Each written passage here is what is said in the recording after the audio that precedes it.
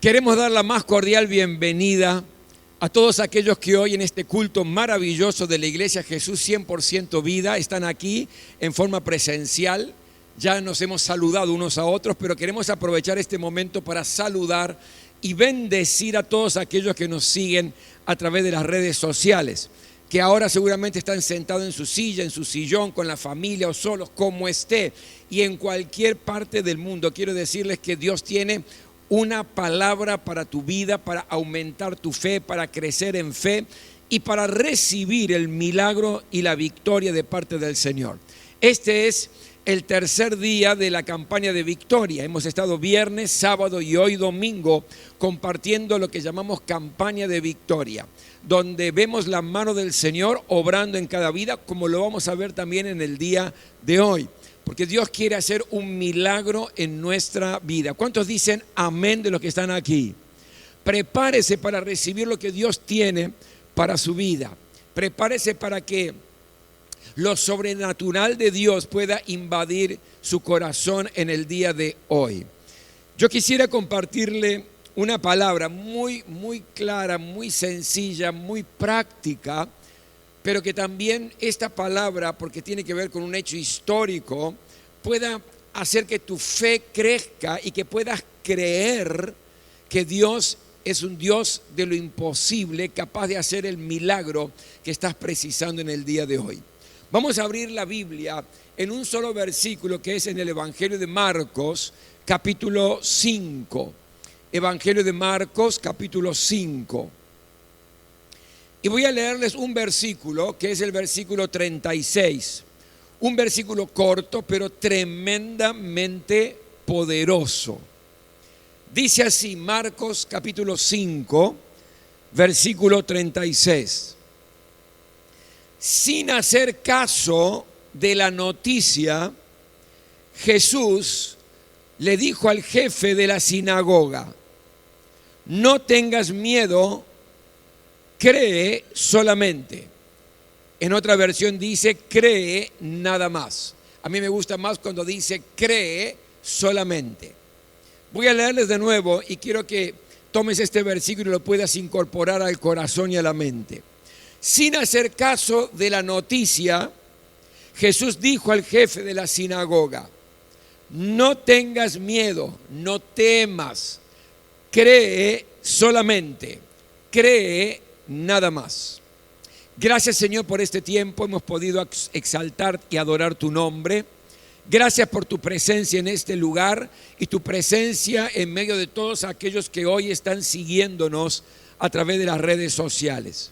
Señor, en el nombre de Jesús, te ruego que esta palabra hoy fortalezca nuestras vidas, nos permita creer en lo sobrenatural sobre nosotros, que nos permita hoy creer que tú puedas hacer el milagro y darnos la victoria sobre situaciones que pensábamos que estábamos derrotados.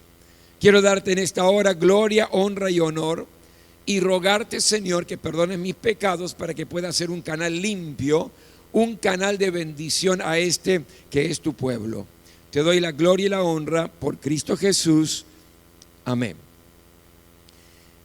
Para que podamos entender bien este versículo, permítanme ubicarlo dentro del contexto que pertenece. Es un momento histórico que está relatado allí en el Evangelio de Marcos, capítulo 5. Resulta que Jesús está a la orilla del mar y de pronto se agolpa una gran multitud. ¿Por qué? Porque Jesús siempre aprovechaba los momentos para enseñar las verdades del reino de Dios, para revolucionar el mundo religioso en aquel tiempo que estaba absolutamente seco. Y de pronto yo me imagino una gran multitud, Jesús enseñando y hablando, y de pronto parte de esa multitud se queda totalmente callado. Ya no hay murmuración, no hay nada. Y uno se pregunta ¿por qué? Esto no está en la historia, me estoy imaginando, pero algo así tiene que haber acontecido. Resulta que en la otra parte, a cierta distancia de Jesús, aparece el jefe de la sinagoga, un religioso llamado Jairo. ¿Por qué digo que el murmullo se para? Porque por lo general los religiosos de aquel tiempo buscaban confrontar a Jesús, desvirtuar sus enseñanzas. No querían que él siguiera enseñando. ¿Por qué? Porque les arruinaba todo lo que ellos habían construido religiosamente, tanto los fariseos, los saduceos, los escribas y todos aquellos que pertenecían a la religión de los judíos en aquel tiempo. Entonces yo me imagino toda la gente reunida allí diciendo: uy, vamos a ser protagonistas, o vamos a ser, mejor dicho, espectadores de por allí una discusión, o que este principal de la sinagoga quiera hacer que Jesús se calle, que no nos enseñe más. Seguramente viene a discutir. Era lo que se esperaba, de acuerdo a lo que muchas veces había acontecido. Y de pronto yo me imagino que de la multitud se abre una especie de pasillo, se empiezan a correr. ¿Por qué? Porque estaba el principal de la sinagoga, Jairo, y por otro lado Jesús, y en el medio un pasillo libre. Este Jairo comienza a caminar por ese pasillo, y cuando estaba cerca de Jesús, aconteció algo que nadie esperaba. Y en lugar de discutir por las cosas que enseñaba el Señor, Jairo, el principal de la sinagoga, cae postrado de rodillas delante de Jesús. Imagínense la multitud diciendo: wow, nadie lo podía creer. ¿Y qué le estaba pasando a este hombre? Le dice a Jesús: Jesús, tengo mi hija de 12 años, está enferma y está agonizando. Te pido por favor que vengas, que pongas tu mano sobre ella para que sea sana. ¿Ya se imagina el episodio? Este hombre estaba pasando la peor crisis de su vida. Aquellos que somos padres podemos entenderlo quizás un poquito mejor, ¿verdad? Su única hija de 12 años agonizando. Y este hombre, desesperado, va rápidamente corriendo a postrarse delante de Jesús para pedir su misericordia, para pedir su amor, para pedir que su poder pudiera actuar y sanar a su hija. El peor momento de su vida, la peor crisis que este hombre tenía. Ahora la pregunta es: ¿qué hizo en el peor momento de su vida? ¿Qué hizo en la peor de las crisis? Buscó a Jesús. Fue a buscar al único que tenía la posibilidad de revertir esa derrota tremenda de la enfermedad en una gran victoria de la sanidad. Este hombre, cuando ya prácticamente no le sirvió absolutamente nada, porque me imagino que habrá hecho de todo, habrá llamado a los mejores médicos de la población, era una persona importante, era una persona que tenía recursos. Seguramente este hombre agotó todos los recursos para solucionar su crisis, para solucionar su problema, para solucionar la situación de su hija. Pero cuando ya prácticamente no le sirvió todo lo que hizo, cuando no le sirvió nada de su religión, cuando no le sirvió el hecho de ser un hombre bueno, porque seguramente Jairo era un hombre bueno, cuando ya no fue suficiente ser una persona respetable de la sociedad, cuando nada le alcanzaba para solucionar su problema, ¿qué hizo?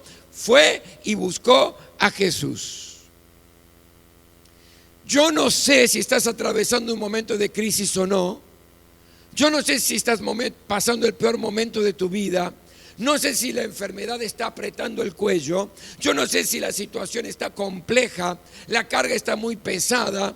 La situación está en donde estás diciendo: yo ya no sé qué hacer porque todo lo que podía hacer lo hice. Yo creo que es el tiempo, mi querido, mi querida, de ir a buscar a Jesús. Porque solamente Él tiene el poder para transformar esa triste realidad.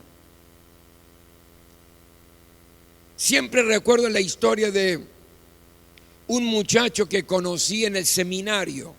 De hecho, era seminarista, era más grande que yo, pero era seminarista, estudiamos juntos. Y él un día me contó su historia. ¿Cuál era su historia?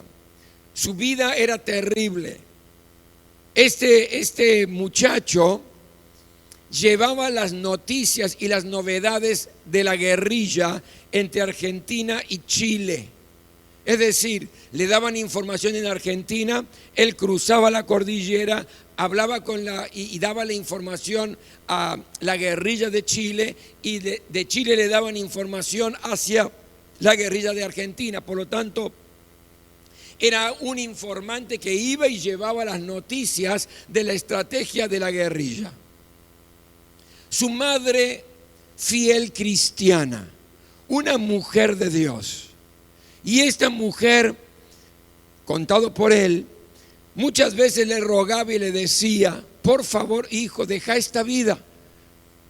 Necesitas a Dios en tu vida, necesitas que Jesús te salve.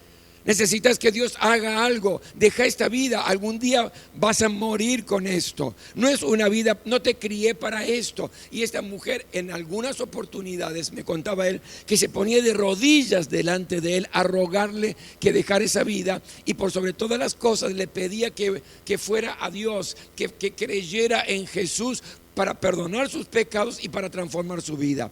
Y él me dice, y me lo dijo con mucha tristeza: ¿y sabes lo que hacía yo, Rubén? Metía la mano en el bolsillo, sacaba un faco de dólares, porque a él le pagaban en dólares, y le decía: este es mi Dios. Y le tiraba los dólares a la cara de su mamá, que estaba arrodillada, diciendo: vos sos una mujer y sos débil, no entendés, yo no necesito tu Dios, ese Dios es para los débiles, mi Dios es esto. Y le mostraba y le tiraba los dólares encima. Cuando me contaba eso, se le llenaban los ojos de lágrimas por lo que había pasado. Pero resulta que un día está llevando la noticia desde Chile, la información desde Chile hacia Argentina, y lo paran. La gendarmería lo paró.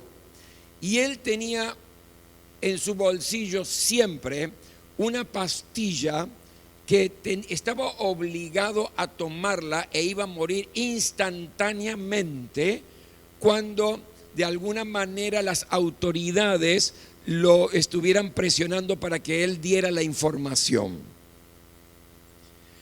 Lo para la gendarmería, y cuando lo para la gendarmería lo empiezan porque había algo que lo estaba haciendo sospechar, y le empiezan a hacer preguntas.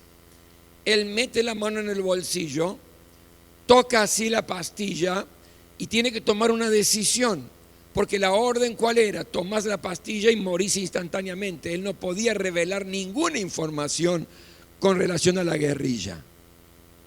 Pero cuando pone la mano en el bolsillo y toca la pastilla, viene un sudor tremendo, no se anima a tomarla. ¿Y qué es lo que pasó? De pronto las autoridades lo liberan. Estaba bajo sospecha, pero lo liberan. Y él llega de nuevo para Argentina. Pero ahí tenía un gran problema. Primero, seguía siendo sospechoso para las autoridades del país. Pero en segundo lugar, sus compañeros, los jefes de la guerrilla, supieron que había sido detenido, y la pregunta es: ¿por qué lo soltaron? Y si lo soltaron es seguramente porque habló, porque dijo, porque informó. Por lo tanto, él sabía de esta situación, y cuando llega aquí al país rápidamente busca esconderse. Me dice: Rubén, me fui a un pueblo de mala muerte donde no había absolutamente nada, una cosa muy chiquita, perdida en medio de la nada. Allí había como una hostería. Me metí en uno de los cuartos y no salí, no quería salir, no quería asomarme siquiera. ¿Por qué? Porque estaba muerto de miedo. La mujer que atendía en la hostería era quien le cocinaba y le llevaba a su habitación, el que le hacía las compras si él necesitaba algo y se lo llevaba. Y él decía: no era vida, yo no podía vivir más de esta manera, porque esperaba que en cualquier momento durante el día, o peor, durante la noche, una patada abriera la puerta y con una metralleta me liquidaran aunque estuviera yo durmiendo en la cama. Esto es lo que le esperaba a él. Y no se podía dormir, no tenía paz en el corazón. Yo sudaba mañana, tarde y noche. Era una situación desesperante, era una situación que yo no quería, no sabía cómo seguir adelante. Y en el peor momento, en el momento de mayor crisis, de dolor, de angustia, de desesperación, me acordé del Dios de mi mamá.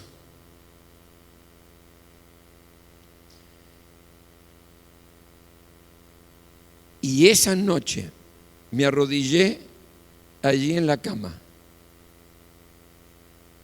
y le dije: Dios de mi mamá, así le dijo, Dios de mi mamá, si existís y si esto que me dice de Jesús, que murió en la cruz para perdonarme y para salvarme, es verdad, yo te necesito ahora. Entra a mi vida, Señor. Y él me cuenta que estaba de rodillas, con los brazos extendidos sobre la cama, y por primera vez dormí así, me dice, en esa posición toda la noche. A la mañana siguiente yo tenía una paz diferente. Yo ya no tenía miedo. Yo ya no esperaba que vinieran con una metralleta a matarme. No me pregunte por qué, me decía, pero cambió mi vida interiormente. Fueron pasando el tiempo, por la gracia y la misericordia de Dios, él comenzó a crecer, siente un llamado de Dios, entró a estudiar en el seminario, por eso era mi compañero, y hoy es pastor en una iglesia en el sur de nuestro país. Mi querido, en las peores crisis de la vida, en los momentos más duros y difíciles que no sabemos qué hacer, es el tiempo de buscar a Jesús. Hace unos años atrás tuve la bendición de poder ir a Armenia a predicar la palabra de Dios en un momento muy especial. Recién habían salido de la Unión Soviética y en Armenia se estaba viviendo como un avivamiento espiritual. Y tuve esa bendición de poder ir y ministrar la palabra de Dios. Y de pronto, en uno de los momentos que estaba allí, se me aparece un hombre que era un diácono de la iglesia. La iglesia estaba muy bien estructurada a nivel país. Se me aparece un diácono y me cuenta su historia. ¿Y cuál era su historia? Su historia era que este diácono era absolutamente ateo, no quería saber nada con Dios. Su esposa, fiel cristiana. Había una situación muy crítica, había hambre y miseria en Armenia en ese tiempo, y yo lo vi.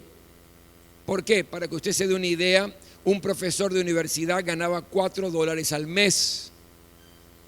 Las familias sacaban a la puerta de la casa cosas que tuvieran de más, como tenedores, cuchillos, vasos, para ver si los podían vender por lo que sea, para poder comer. Y así la miseria era grande. Esa no me la contaron, yo lo pude ver en carne propia. Pero este hombre, que era ateo y con su esposa fiel cristiana, este hombre no tenía necesidad de nada. ¿Por qué? Porque la esposa le decía: querido, vamos a la iglesia, vamos a orar. Yo no necesito ni orar, no necesito tu Dios, no necesito nada. Yo tengo una camioneta, cosa muy extraña en aquel tiempo. Tengo una camioneta y hago trabajos porque llevo carga de un lugar a otro, y con eso me sostengo y te sostengo a vos, sostengo a la familia. Yo no necesito de Dios. Que otros que están pasando por miseria, otros que necesitan consuelo, que ellos vayan. Yo no necesito y ni quiero a tu Dios. Esta era su actitud. Pero de pronto, ¿qué pasó? Está cargando una maquinaria grande, pesada, la sube a su camioneta, la lleva a otra ciudad cercana, una ciudad tipo pueblo cercano, y cuando está bajando la maquinaria pesada, él tropieza y cae, y la maquinaria le cae de la cintura para abajo, destrozándole absolutamente todo. Rápidamente lo llevan al hospital de esa ciudad, de ese pueblo, y ven a ver cómo pueden calmar y cómo pueden solucionar el tema. La mandan a buscar a su esposa viene después de un par de días, viene rápidamente allí a la ciudad, al pueblo, se queda prácticamente un mes internado para ver los médicos qué podían hacer con relación a esto que había pasado, hasta que hubo un diagnóstico. Y el diagnóstico fue: señora, mire, llévese a su marido ya a su casa, él nunca más va a volver a caminar. De milagro salvó su vida, pero nunca más va a poder a caminar porque está destrozado desde la cintura para abajo. Por supuesto, imagínense el dolor, la tristeza, la crisis que estaba viviendo. Fue allí donde lo llevan, lo transportan para la casa, está en la cama, pasa un día, pasan 2 días, pasa una semana, él empieza a desesperarse porque imagínense una persona activa, una persona de pronto postrado de por vida, de por vida. Entonces la mujer le dice: querido, ¿no querés que yo llame a algunos hermanos de la iglesia para que oremos por vos? Y él me dice, en ese momento, yo que era un soberbio, autosuficiente, estaba tan mal y en una crisis tan grande por mi presente y mi futuro, que le dije: está bien, quiero que vengan.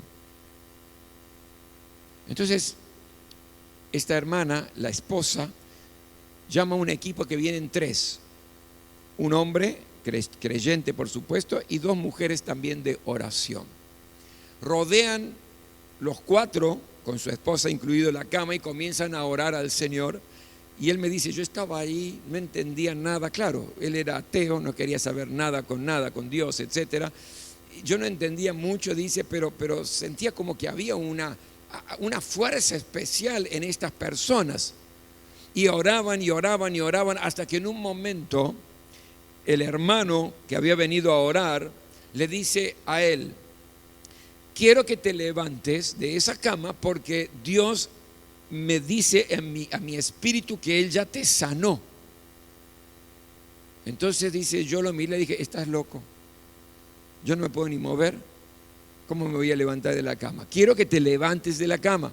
Dios hizo el milagro y con este milagro vas a creer en Él. Fueron las palabras del hermano. Imagínense qué convicción, ¿verdad? Lo cierto fue que él no quería saber nada. Entonces este hermano fue, lo agarró de las piernas, lo giró, se sentó en la orilla y le dejó que las piernas colgaran de la cama.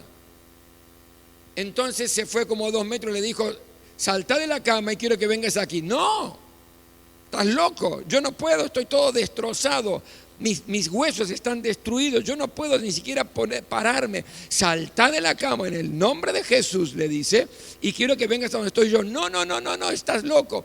Y así 2 o 3 veces insistió, no quiso saber nada. Entonces, ¿qué hizo este hermano? Se fue a la parte de atrás de la cama, donde estaba el hombre de espalda con las piernas colgadas. Lo tocó de la espalda y le dijo: en el nombre de Jesús, parate, y le pegó un empujón. Dice, en ese momento yo caí y estaba parado. Primera cosa que no podía creer, caí parado. Entonces este hermano se fue por delante de él, se puso a 2 metros y le dijo: bueno, quiero que vengas a parar donde estoy yo, quiero que vengas aunque sea arrastrando las piernas. No puedo hacer eso, yo no puedo caminar, pero Dios ya te sanó. Lo cierto es que no se animó. Entonces fue, dio 2 pasos adelante, lo tomó de las manos y le dijo: a ver, arrastra un pie, arrastra otro y otro, y levantó un poquito el pie, y de esta manera empecé a caminar. Rindió su vida, su corazón al Señor. Porque en el peor momento, en la crisis más profunda, en el dolor más grande, tuvo que ir a Jesús. Al poco tiempo, que ya podía caminar con mayor normalidad, se fue al pueblo, al hospital, donde lo conocían porque estuvo como un mes. Conocían los médicos de aquel lugar, no era muy grande el hospital tampoco, las enfermeras, y cuando lo vieron llegar caminando, él me contó que los junté a todos y les compartí lo que me había pasado. Todos en el hospital, los médicos que lo habían atendido y las enfermeras entregaron su vida a Jesucristo. ¿Saben, mi querido? En los peores momentos de la vida, cuando la soga está apretando al cuello, cuando la situación está grave, como este muchacho, como este hombre, Jairo, tenemos que ir a los pies de Jesús. Por eso, esta es una noche especial, donde Jesús está aquí y donde todos aquellos que quieren ese milagro que están precisando van a tener la posibilidad de decirle: Señor, hoy te busco con todo mi corazón para que hagas el milagro en mi vida. Pero permítame seguir un poco con la historia original, porque les conté tanta historia. Resulta que Jesús le dice a Jairo: está bien, vamos para tu casa. Se lleva a 3 de sus discípulos y de pronto van caminando para la casa. Jairo estaba bastante contento y se produce como una especie de alboroto en la multitud. ¿Por qué? Porque Jesús para y dice: ¿quién me ha tocado? Los discípulos que están alrededor le dicen: pero Señor, ¿qué está diciendo? ¿Quién me ha tocado? Todos te estamos apretujando, hay una multitud, uno te empuja, uno te... No, dije: alguien me tocó, pero me tocó con fe. ¿Quién me tocó? Y de pronto aparece una mujer que hacía 12 años estaba sufriendo flujo de sangre, hemorragia, 12 años, una mujer que estaba débil, había gastado todo lo que tenían los médicos, dice la Biblia, y cada vez le iba peor. Pero esta mujer pensó y dijo: si tan solamente yo toco el manto de Jesús, voy a estar sana de mi enfermedad. Yo no sé cómo hizo, se abrió camino en medio de la multitud, extendió su mano, tocó el manto y enseguida la fuente de sangre se secó, dice la Biblia, fue sanada. Entonces cuando Jesús dijo: ¿quién fue? Esta mujer dijo: fui yo, Señor, con mucho temor. Mujer, tu fe te ha salvado, vete y queda libre de tu azote y tu enfermedad. Ahora, imagínese Jairo, está viendo todo esto. Y dice: wow, di con la persona indicada. Hasta ahora había escuchado que Jesús sanaba a los enfermos, pero ahora lo estoy viendo en vivo y en directo. Estoy viendo cómo esta mujer está siendo sanada ahora. Imagínense la alegría, el gozo, diciéndole: Jesús, vamos rápido, mi hija está esperando. Yo sé ahora fehacientemente que pones tu mano sobre ella y se sana, porque ya lo vi como lo hiciste con esta mujer. En medio de esa alegría, en medio de esa algarabía, de ese gozo, lo tocan en la espalda a Jairo. Jairo, sí, ¿qué pasa? Jairo, espera que tenemos que ir rápido en mi casa. Jairo, no molestes más a Jesús, tu hija murió.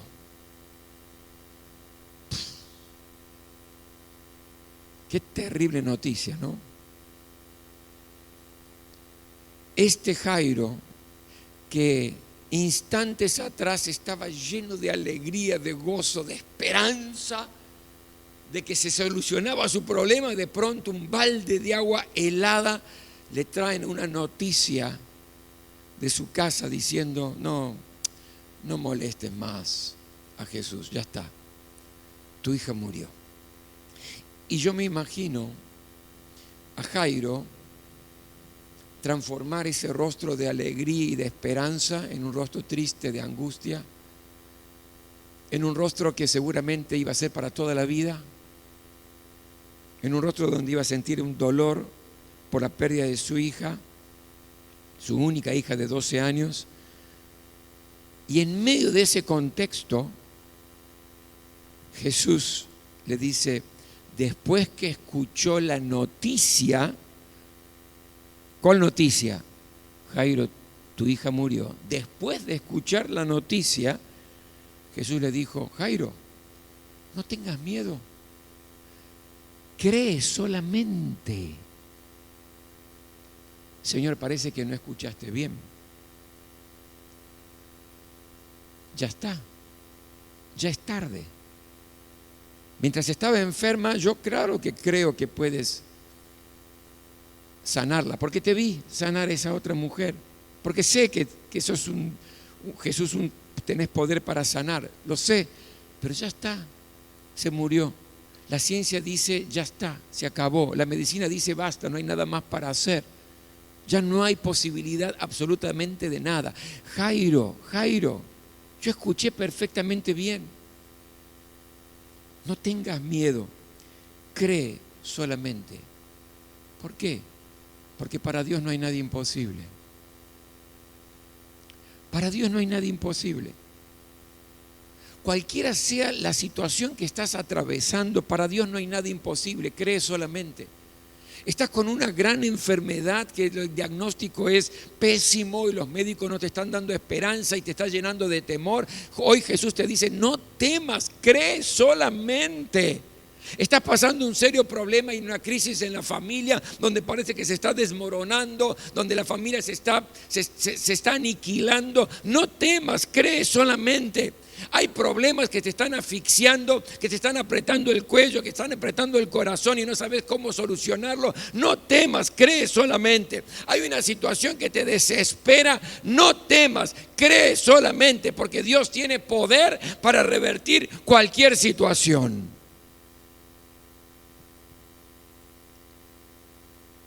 Está bien, Señor, sí. Si me decís eso, sí, vamos a ir para tu casa. Bueno, vamos. Y siguen. Y llegan a la casa. Imagínense cuando llegan a la casa. Todo el mundo llorando, claro, es lógico. Vecinos, familiares, amigos, todo el mundo triste, llorando. Y Jesús entra, con nada más que con sus discípulos. Entra, mira el panorama y dice, están llorando. Esta niña duerme, no está muerta. ¿Y qué hace la gente? Se empieza a burlar. Estos mismos que estaban llorando, que estaban tristes, rápidamente cambian de estado de ánimo y se empiezan a burlar de Jesús. Dice la palabra, se reían de él, se burlaban de él. ¿Y qué hace Jesús? Le dice, por favor, salgan de aquí. Y yo aprendí algo muy importante allí, ¿sabe? Para que el milagro acontezca tiene que haber un ambiente de fe. Para que el milagro acontezca tiene que haber un clima de fe. Recuerdo, me invitan en Brasil, me invitan a cenar a una casa. Y después de la cena me cuentan la realidad. Estaban todos, estaban los dueños de casa, estaba la hija y el marido de los dueños de casa, estaban tíos, había abuelos, claro, había un invitado de afuera, entonces vino toda la familia a cenar allí. Algunos cristianos, la mayoría cristianos, pero otros no. Entonces me cuentan cuál era el dolor, el drama, la crisis. ¿Cuál era el dolor, el drama, la crisis? Es que la pareja, la hija y su marido no podían tener hijos. Y gente era muy adinerada, había recorrido Europa, habían ido especialmente a Alemania, habían ido no me acuerdo qué otro país más para ver algún tipo de tratamiento, habían ido a los Estados Unidos para ver si había un tipo de tratamiento de fertilidad, etc. Y todo había fallado, nada había dado resultado aunque habían intentado todo, había angustia en ellos, había como diciendo no sabemos ya qué hacer con esta situación. Y me preguntaron si podía orar. Le dije, claro que sí que podemos orar. Y recuerdo que les pedí que nos pusiéramos todos de pie como una especie de círculo, toda la familia de pie como una especie de círculo. Y yo quería orar por este matrimonio. Y recordé este pasaje. Y cuando recordé el pasaje que Jesús sacó a aquellos que se estaban burlando, que no estaban generando el ambiente propicio para el milagro, yo pregunté y les dije, si alguno aquí hoy, entre los que estamos, familiares, amigos, etcétera, no cree que Dios puede hacer el milagro y concederles un hijo, yo les voy a rogar si puede ir a otra habitación. Había dos que eran ateos. Esos dos dijeron, nosotros la verdad estamos acá por respeto, pero no creemos. Le ruego, le dije, que vaya a otra habitación. Y se fueron a otra habitación. Y luego pregunté, todos los que estamos aquí, ¿creemos que Dios puede hacer el milagro y concederles un hijo, aunque ya gastaron lo que gastaron en dinero, en posibilidades, en viajes? ¿Usted creemos? Y todos me dijeron, sí creemos. Ok, y oramos. Clamamos al Señor. Claro, me fui del lugar. Usted sabe, yo todos los años tengo la bendición de ir a Brasil. Hace ya 38 años que voy todos los años. Al año siguiente vuelvo. Y cuando vuelvo, estoy en un culto.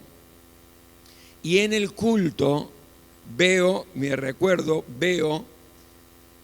vendría a ser los dueños de casa, el matrimonio de la hija y su marido, y un bebé.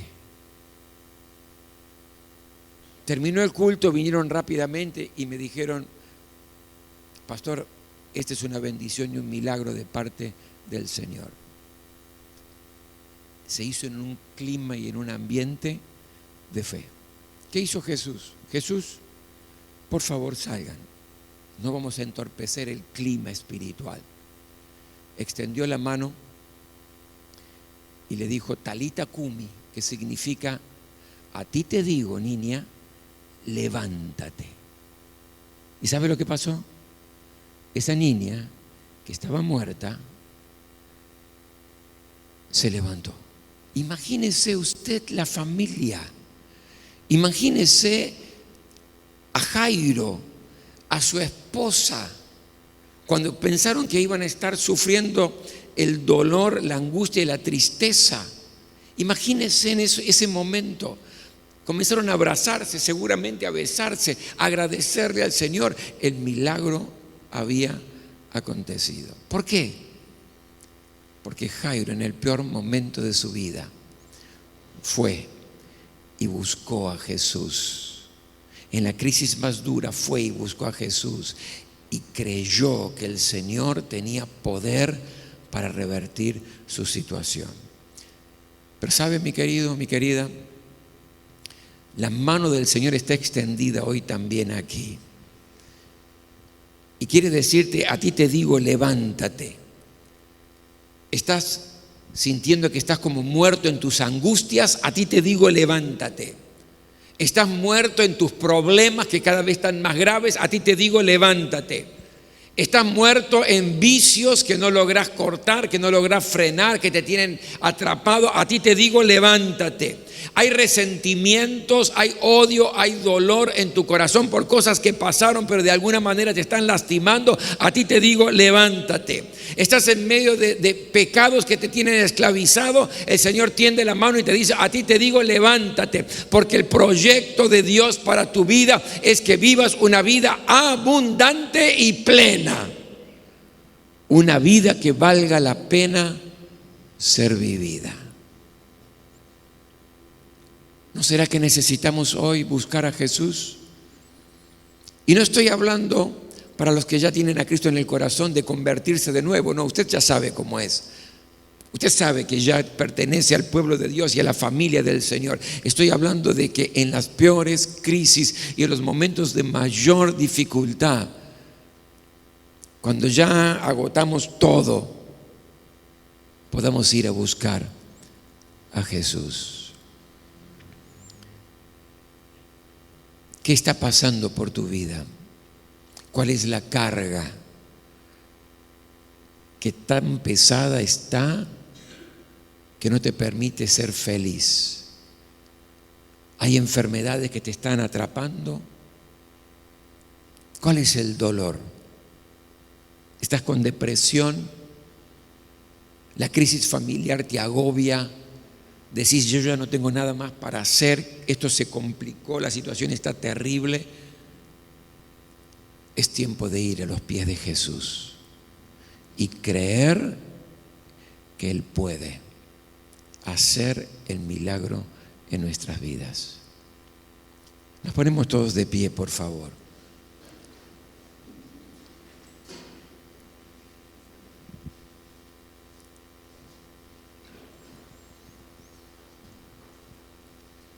En esta hora quiero que cierres un poco tus ojos para que nada nos distraiga. Nada.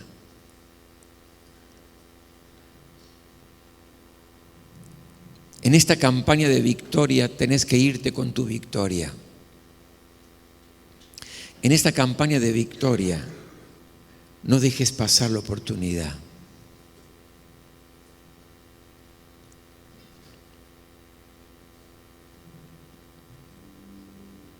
Sí, Señor.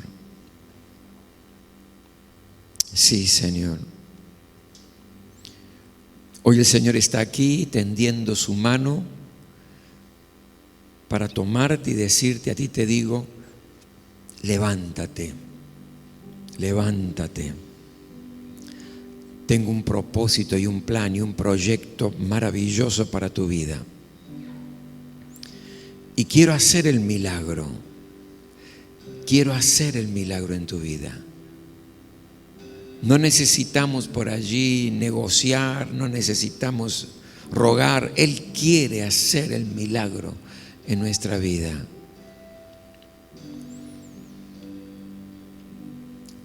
Sí, Señor.